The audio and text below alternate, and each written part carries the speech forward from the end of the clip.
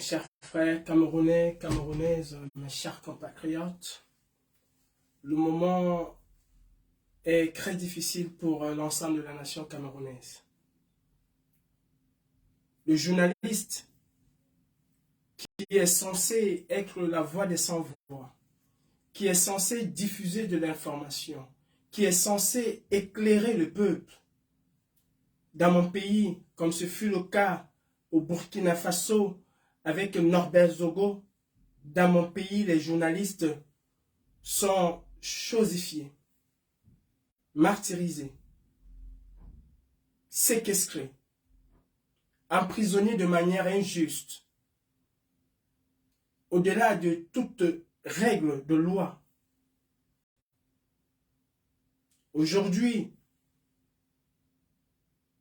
c'est un deuxième assassinat pour la corporation. Hier, ce fut le cas de Ouazizi. Et comme d'habitude, cela a duré le temps que cela devait durer. Et très vite, nous sommes passés à autre chose. Quand je dis nous, je parle des Camerounais. Aujourd'hui, c'est Martinez Zogo. Avant lui, il y a eu J. Rémy Ngonon.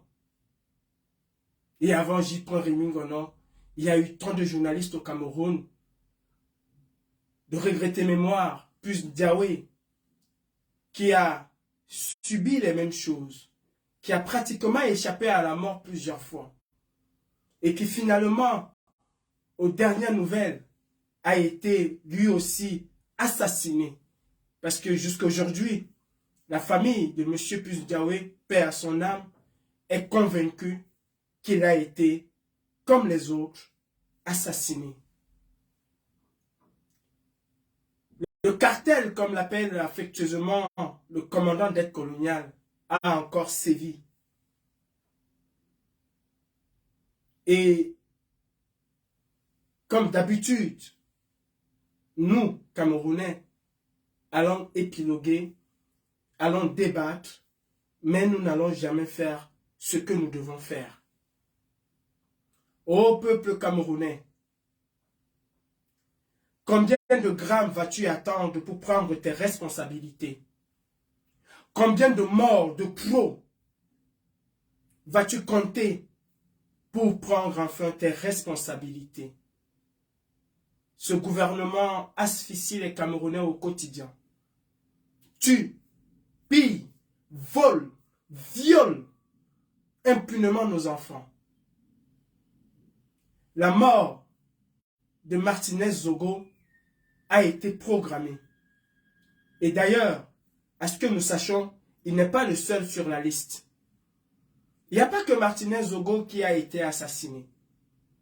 Des hommes politiques qui dérangent ce régime, soit sont forcés à l'exil, soit subissent le même sort que Martinez Zogo. Et je pense qu'il est temps que nous, Camerounais, que nous nous levons comme un seul homme pour dénoncer ce régime dictatorial qui devient de plus en plus cruel. Mais Sanga Nyamdine, à un moment, nous parlait de la nuit de long couteau. Je ne suis pas toujours d'accord avec Messanga Nyamdine, mais il y a quelque chose de significatif dans ce qu'il dit. Ces gens sont aux abois. Ces gens n'ont qu'une seule ambition, c'est de conserver le pouvoir qu'ils prennent pour un patrimoine, pour un héritage qui leur est dû. Ô peuple camerounais, il est temps que nous arrêtons de suivre les débats télévisés. Il est temps que nous arrêtons de nous entretuer entre nous.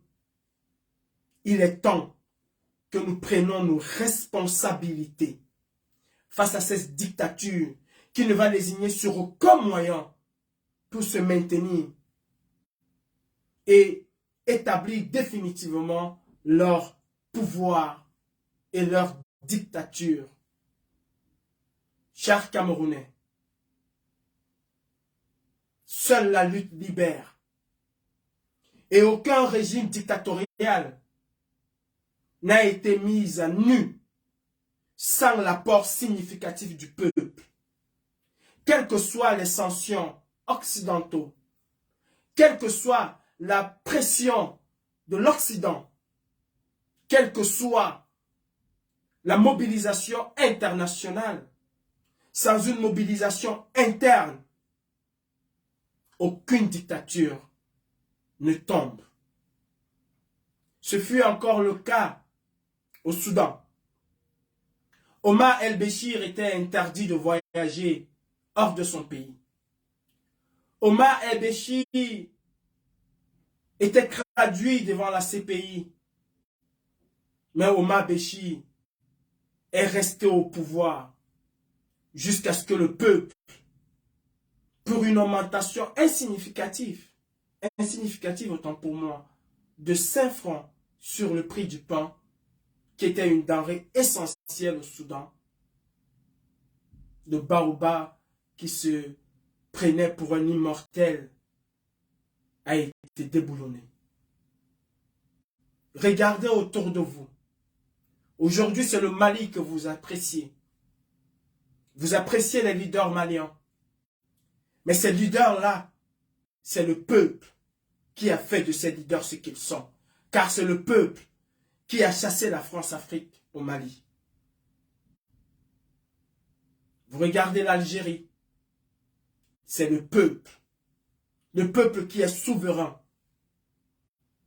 qui a décidé mettre fin au règne sans partage du président algérien. Regardez en Tunisie, après la mort d'un pauvre qui ne réclamait qu'une chose, c'était de survivre. Cela a déclenché un tollé national et international. Et le président est tombé. Ben Ali, qui se croyait investi de tous les pouvoirs et qui pensait qu'il était inamovible et immortel, en une journée, la journée de clos, a compris qu'il était temps de partir. Regardez en Égypte, la célèbre place Tahrir, où des gens se sont fait tuer, se sont fait massacrer. Mais ils ont résisté face à la barbarie d'un président qui ne pensait qu'à son pouvoir. Les exemples sont à l'appel. Et nous, peuple camerounais, Monique Oumatekel nous a parlé. Et après Monique Oumatekel, des milliers de Camerounais meurent chaque jour abandonnés dans nos hôpitaux. Oh Camerounais, si nous avions des hôpitaux dans nos pays, dans notre pays, je parle du Cameroun, pourquoi ces gens qui nous disent tous les jours qu'ils ont construit des hôpitaux de référence au Cameroun vont toujours se faire soigner en Europe et qu'ils habillent joliment avec un nom qu'ils appellent évacuation sanitaire? Si on avait des hôpitaux au Cameroun, pourquoi la première personnalité du Cameroun est incapable, n'a jamais été admise dans un hôpital camerounais? À coups de milliards, on a fait des vols spéciaux pour le transporter vers la Suisse, là où il y a véritablement des hôpitaux. Monique Oumatekel est partie à la fleur de l'âge, d'une manière barbare. Et nous n'avons pas su prendre à ce moment le taureau par les cornes pour que la situation dans nos hôpitaux change. Les Camerounais vivent dans le noir au quotidien. La seule chose qui nous intéresse, ce sont des débats télévisés. Au lieu de nous battre, au lieu de nous révolter. Oui, la révolte est une légitime défense. Nous attendons, nous Camerounais, vous Camerounais, du 237, vous attendez toujours que ce soit la diaspora camerounaise qui prenne le devant. Les Camerounais meurent chaque jour. Aucune pensée pour ces Camerounais qui meurent par accident. Mais quand Pelé est décédé, alors même qu'avant le décès de Pelé, un international camerounais, paix à son âme, Mbami, était décédé. La première personnalité usurpateur de pouvoir au Cameroun a complètement oublié qu'il avait un compatriote qui a défendu le vert rouge jaune, qui a porté haut les couleurs du Cameroun et le Cameroun au firmament du monde footballistique. Mais il s'est empressé, comme à son accoutumée, de rendre hommage à Pelé. Pourtant, nous aussi, nous avons perdu un Pelé chez nous. La vie quotidienne est devenue infernale pour les Camerounais. Nous broyons tous du noir. Et comme nous aimons le dire, nous lisons l'heure chaque jour que Dieu a créé. Et depuis 2018, cette lecture de l'heure est de plus en plus difficile et insoutenable. Oh, combien nous sommes habités par la peur, au point de ne pouvoir nous exprimer, qui est un droit constitutionnel. Certains Camerounais ont essayé, alors que d'autres, confortablement installés sur leur sofa ou dans leur lit, étaient calmement assis chez eux. Et des compatriotes camerounais qui ont pris sur eux de porter les problèmes du Cameroun à bras le corps, ont pour la plupart été incarcérés de manière injuste et jugés devant un tribunal illégal. Combien de Ouazizi allons-nous encore attendre? Combien de Martinez Zogo allons-nous encore attendre? Combien de grammes humains allons-nous encore attendre? Combien de morts allons-nous compter? Sommes-nous devenus une république de RIP? Pourquoi nous apportons toujours notre soutien, nos soutiens, quand des gens sont décédés, alors que nous avons été incapables de soutenir ces gens quand ils avaient le plus besoin? Je suis un combattant de la liberté. Et je m'en fous si Martinez Zogo, à longueur de journée, disait que Paul Biya est le plus beau.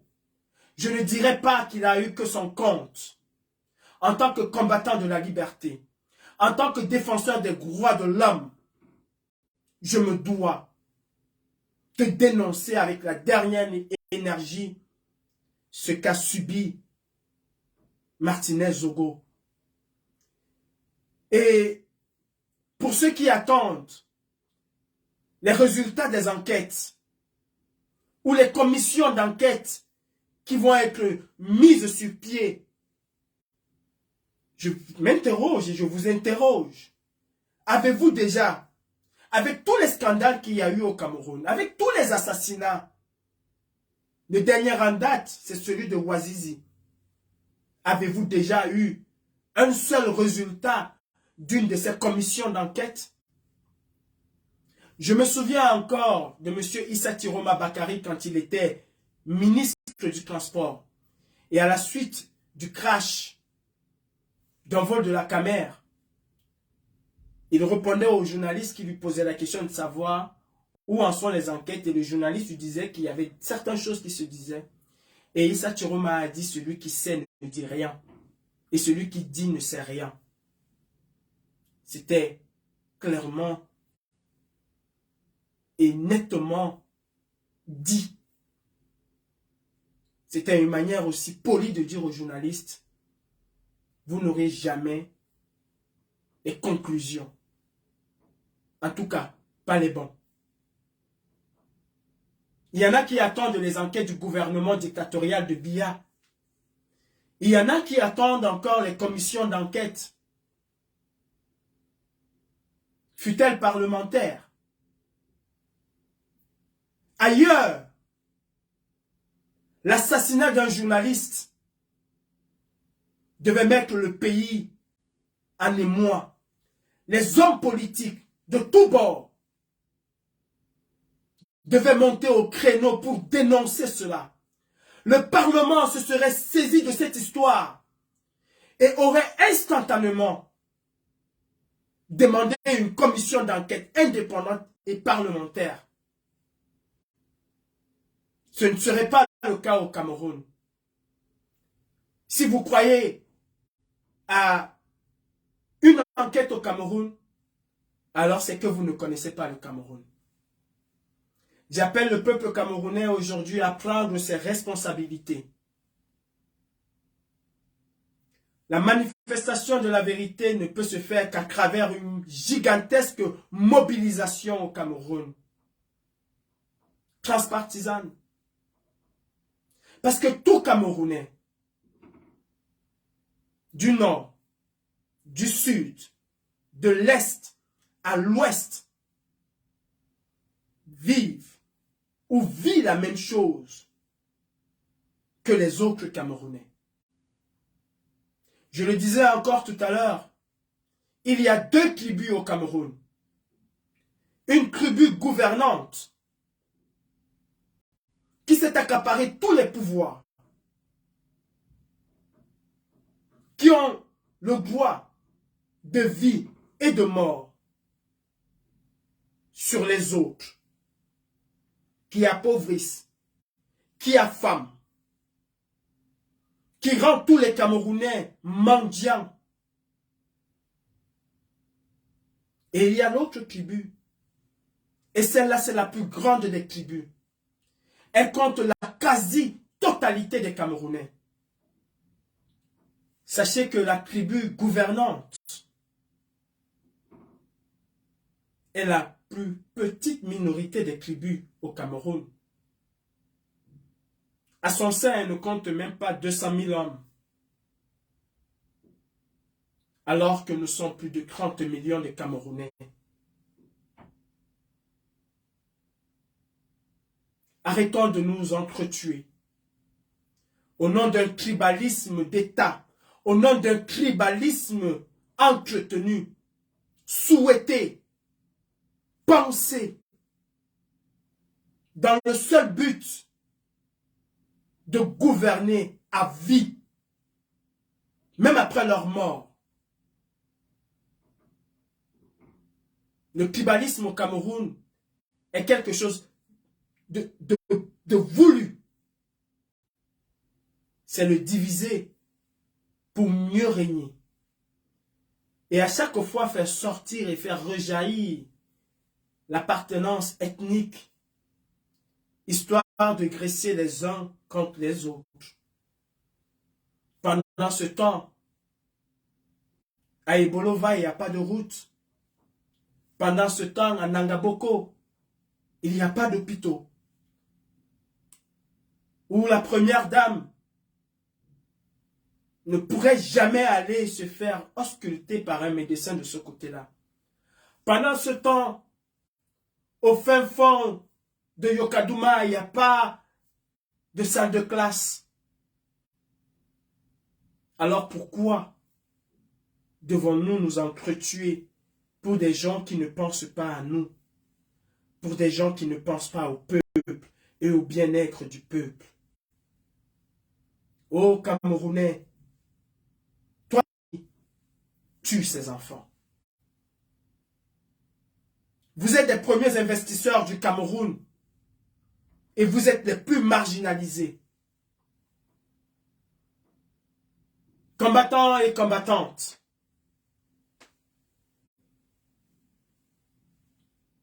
en 2018, pour la plupart d'entre nous, nous nous sommes levés pour dénoncer un régime dictatorial. Nous nous sommes levés pour dénoncer un système. Certains pensaient que la lutte allait être rapide comme un éclair. C'était sans compter sur la ténacité d'une dictature enracinée depuis l'indépendance du Cameroun. D'aucuns ont naïvement cru que la boucle allait être bouclée au bout de quelques mois.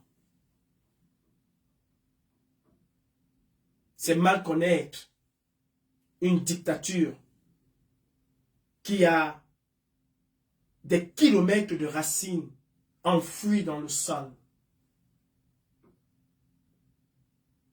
Et nous sommes devenus des snipers qui avons dirigé nos armes contre nos frères d'armes. Et je salue encore la sagesse et l'intelligence d'un grand frère que j'appelle affectueusement mon père, Patrice Nouma,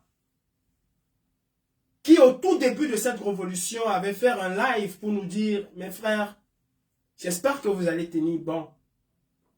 J'espère que vous allez garder vos armes contre la dictature et non contre vous.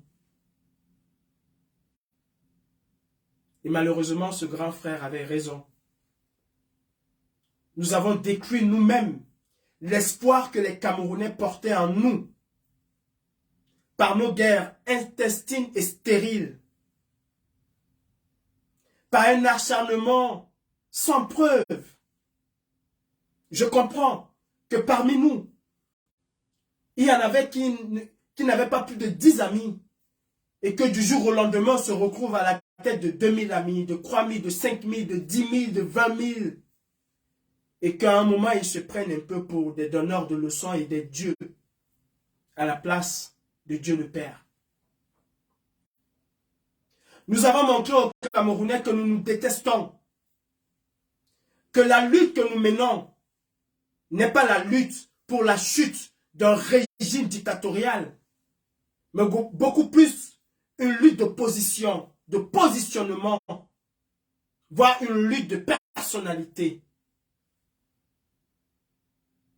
Ce qui a contribué à faire disparaître les gens dans nos différentes marches que nous avons organisées. Et tels des enfants sots et bêtes, nous ne voulons pas et nous n'avons pas voulu prendre des leçons. Pourquoi une démobilisation dans nos marches? Nous nous sommes entêtés dans cette bêtise qui a détruit le peu d'espoir que les Camerounais avaient. Chacun de nous a sa responsabilité. Je ne fuirai pas face à la mienne, je l'assume. C'est pourquoi aujourd'hui, je me présente devant vous. Nous avons souvent fait croire aux Camerounais que nous nous détestons, que nous ne pouvons pas nous parler en dehors des réseaux. Beaucoup au Cameroun et même dans la diaspora pensent qu'il est absolument impossible de nous voir, nous asseoir quelque part, de nous voir nous parler en dehors de Facebook. Or, c'est un mensonge grotesque.